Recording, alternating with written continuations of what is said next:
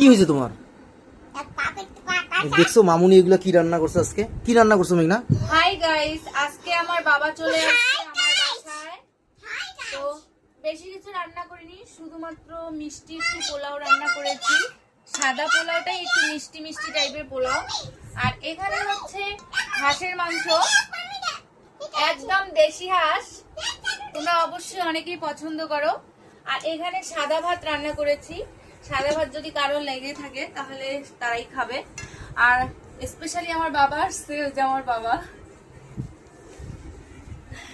বাবাকে হাঁসের মাংস খাওয়াচ্ছি, কারণ বাবা হাঁস খুব পছন্দ করে।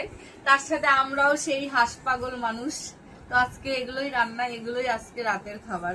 কেমন হয়েছে গাইস অবশ্যই কমেন্ট বক্সে জানাবেন। আর সঙ্গে আছে পেঁয়াজ, লেবু আর লবণ, কারো যদি লবণ লাগে।